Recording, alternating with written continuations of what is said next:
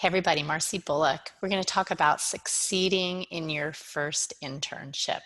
This is one of the most exciting conversations we can have because your first internship is this transition into your professional identity from your student identity. Some people will get their internship maybe the summer after their freshman year, some not until summer after their junior year. Some people will choose to do co-ops, which are alternating full-time experiences, and graduate a year later. You'll want to attend a co-op orientation to learn more about that. For students that are looking at a short-term career-related experience, which could be 10 weeks over the summer or part-time during the school year, I want to explain to you in part one of this webinar the key components of an internship. So we're talking about you testing the waters out of a career that you're thinking about, maybe just putting a toe or an ankle in to see what it's like to work in marketing or clinical research or medical device sales, whatever your aspiration might be. You might still be deciding about a career goal, and most people in their 20s are. I mean, I call it your trying 20s for a reason, because you're trying lots of things and it can feel trying. So you are going to get an opportunity to meet people who are working in your profession, and they could be mentors to you. They could be advisors that you look up to, people who are on your own personal board of directors that you use for your entire career, that are championing you to the next level. You also get a chance to build some new skills on your resume, learn competencies that employers will seek when you get ready to graduate, and you are essentially interviewing for the entire internship. So you're getting exposure to the company and the coworkers and the boss, and they're also sizing you up to see if you are worthy, kind of kicking your tires to see if you might fit in. You also could get paid, you could get academic credit. All of those are possibilities for your first internship. It varies. So time-wise, fall semester, it is great to begin searching in November. It is not too early. Log on to EPAC, look at all the possibilities that are offered, talk with your career coach about improving your resume, your cover letter, maybe even getting recommendations from your faculty because you're going into office hours, whether it's virtual or in person, and building relationships with people. EPAC is a great way for you to find your internships, and you can also talk to your own network. Make sure to watch our other video on networking. Now, like I mentioned, about half of internships are paid, maybe a little over half. It kind of depends on the industry. We try to make sure that all the internships posted in EPAC are paid, but sometimes nonprofits do not have a budget, and it's necessary for you to get that experience to propel your career aspirations. So talk to your career counselor about that. Talk to me about that when you are looking at the possibility of getting paid. Some people will get hourly or a stipend, or they may actually do the internship for free if it's a nonprofit. Also, you can talk to your academic advisor about getting course credit. Many departments have their own policy on that. They might add a scholarly component to the internship where you have to write some research or essays at the end or journal, and that's all something you'll want to check out ahead of time, because that varies a lot, and your supervisor would want to understand the academic component as well. So talk to your academic advisor if you are interested in credit. Some people have requirements for their major to do internships. Some people don't need the extra free electives, so they'd rather just get paid and get the career-related experience. It's a very individual decision. So if you have interviewed, make sure to watch our video on interviewing, and you got the offer and you've accepted it, now you're ready to think about what you should expect in the internship. In most cases, you will get exposure to the daily activities of that organization. So you might broadly be rotating around into different departments to learn more about all of the units and what they do. So there's going to be an educational component, but there's also a component of you contributing. It's kind of a balance. You're learning and you're giving something back. So it should be a win-win. You might be invited to meetings, to customer interactions. You should not be filing and answering phones and bringing people coffee. I call that the grunt work. That is not what an internship is. That's a part-time hourly employee. So you should be learning something that's helping you for your career progression. I'm not saying you won't do one of those things a few times, but it should not be your primary function. Hopefully you're going to do higher level functions where you're problem solving using your analytical thinking. Many interns at the end of their summer will present their findings to the board or to executives. You should also expect performance reviews from your boss. We're going to get into that in a later part of this video. And a chance to prove yourself for future work because they get a chance to see what your work ethic is and if you fit in with the organization. So let's talk about what it means to be a professional in your first internship. You want to be there on time, you want to be there early, and you want to have an image that is fitting in with that organization. So look around. People like to show their authenticity. So if you have visible tattoos, piercings, natural hair, colored hair, whatever the case may be, if that is part of who you are and your culture, you should feel very comfortable expressing that, understanding what that organization's norms are. And you can find that out by looking around. So think about how you dress. If it's a company in the Bay Area and it's a high-tech company in Silicon Valley, they could be wearing their kicks and their jeans and their t-shirts. But when you go in, just go a notch above to make that great first impression. You don't want to have your social media on, be eating at your desk, having lots of personal conversations. You want to be very ethical, so you wouldn't copy things that were for your personal situation, always having your cell phone off at work. That shows that you're serious, that you have a strong work ethic. Always remember why they hired you. There were a lot of people competing for this internship and you got selected. So be happy about that and go in. You might make a few stumbles, but always ask for feedback and be ready to improve. Preparing for your first day. It's so exciting. Keep calm and have a great first day. Remember that you can review online company information ahead of time. So you might be ready to go with some questions, have done your homework, you know who you report to, you know the hierarchy, you've read over your job description, but let's be honest, the job description is never really what you're going to do because they always say, and other assigned duties. So you want to be very flexible and adaptable. Confirm where you're supposed to be, how you're going to be parking. It might even be a virtual internship, in which case you might want to review our other video on virtual internships because during COVID, a lot of companies like SAS had their interns work at home remotely. Anytime you're in a meeting on your first day or throughout the entire internship with coworkers, bosses, subordinates, who knows, maybe you'll supervise someone.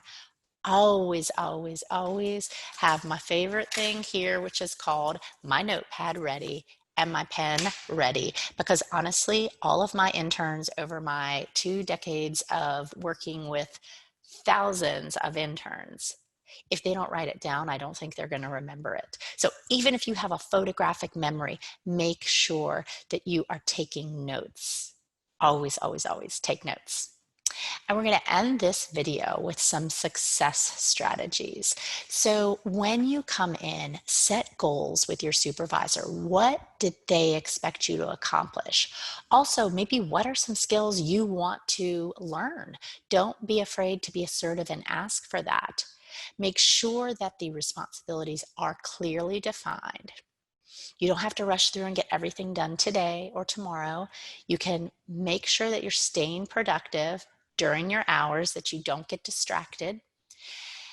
And look around at the culture. See what the kind of vibe is there. Just like when you came to NC State for the first time, you got a feel for the Wolfpack culture.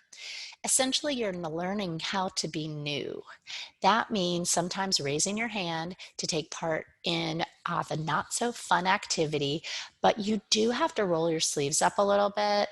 And I said it's not all grunt work, but some of it could be a little bit of the menial work to honestly, if you do a great job at that, they're going to be like, wow, that person did such an amazing job at that. Let's move them up to the next level. I have had lots of interns in my career. Every one of them has a legacy. I can look back and say the name of a specific intern in my office, and I'll be like, Sarah, 100% humorous, enthusiastic, and always coming up with a creative idea.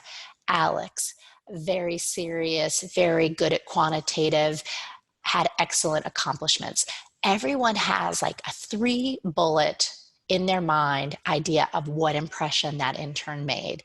So I want to leave you at the end of part 1 of this interview thinking to yourself, what will the legacy that I will leave be? What will my legacy be? Come up with 3 different bullet points. Marcy Bullock with part 2 of succeeding in your first internship. So you just ended part 1 thinking about your legacy and the 3 things you want someone, your boss, your coworkers, to remember about you when you leave.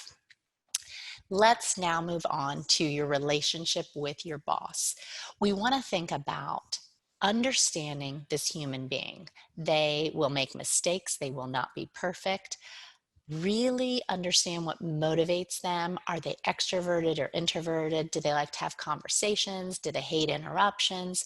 Learn the priorities of your boss. And the most important thing you can do is make your boss look good. Because if you are doing your job and you're not a performance issue, 90% of their job is going to be pulled into the interns that are performance issues. Try not to make too many assumptions. You want a balance between having your hand held and asking questions every single hour because you're so worried about making a mistake, and going too far out and trying things that you should have asked questions about, all right? So there's where you find the tightrope to walk. You're going to make a couple mistakes. Always listen, always ask questions and clarify, and remembering that you have your nice handy dandy notebook. So you're always taking notes and saying back to your boss the timelines, the action items, the due dates. You can seek feedback. We're going to talk about your performance review a little bit later. You can agree on your schedule so that you understand what the hours are, and always keep your boss informed. If you have to run to a doctor's appointment, just don't make a surprise come up for them. And what will the communication pathway be? Is it email? Is it in person? Is it phone call? Some people even text message with their boss, but that would be something you would want your boss to suggest to you, because you don't want to be too friendly or informal with your boss. It is a professional relationship. Now, when you are receiving negative feedback, because as I said, you will not be perfect in your first internship, and it is expected for you to stumble. That is part of the gig, is they are teaching you and they are helping you to craft into that former student, future professional. So when you hear feedback, you want to say it back. So what I am hearing you say is, the deadline for the project was Friday at 5, and I turned it in Monday at 1. I did not make the deadline. Then ask probing questions for more information. So let me make sure that I understand how fast I need to work. Do you have any other concerns about this issue? Acknowledge and ask questions until all feedback is given. Some people, when they get feedback, they get very defensive because they don't like to be told that they didn't do something right. And if you have an addiction to perfection, Be ready to let that go. Thank someone for giving you feedback. Honestly, if they care enough to tell you what you need to improve on, you need to appreciate the fact that they're investing in your future. And don't take it personally. They are not saying you're a lazy person. They're just saying you were late for work that day. They are evaluating you on your performance, not on who you are as a person. If they say the dress code here involves having a collared shirt and you had a t-shirt, that doesn't mean that they didn't like your shirt. So nothing is being taken personally. So we have a couple of practice scenarios now. If you can pause this video and take a few notes on a role play for what you would do in this scenario. This is our second practice role play. We're practicing having you give feedback to someone else when it's a little bit of a sticky situation, which could happen at work. So go ahead and pause this scenario and take some notes on how you would handle it. Now, finally, we are going to conclude with relationships. Taking initiative with your coworkers, introduce yourself, have a friendly walk and talk, social distance, go to lunch if possible, sitting outside, get involved in any activities that might be happening when our pandemic and quarantine are over and lockdown is done. And always try not to judge people, try not to gossip. I know life is high school. Do not get involved in it. Don't join in. And if you're listening, you might even want to stop listening. Make the most of the mentoring relationship. So when you see someone you look up to, ask them for advice. People love, love, love to give advice. It makes them puff out their chest to know that they're successful and you look up to them. So ask people. It can be flattering for them to show you the ropes, and pay attention. Ask for new challenges. That shows initiative. And prepare your performance review at midpoint and conclusion by documenting your success. Journal, keep track of everything that you did well in your internship. So when you are called in midpoint and end for performance review, that you have everything written down about your successes and also what you want to continue to grow in. You will be your boss's dream. For your resume builder, you want to learn new skills, get practical experience, apply theoretical knowledge that you might have in the classroom to real world problems. That's why they hired you, because you're that fresh, young idea person. And keep track in your journal. Finally, seek out broad exposure to the organization. Ask to tour and get immersed in the culture.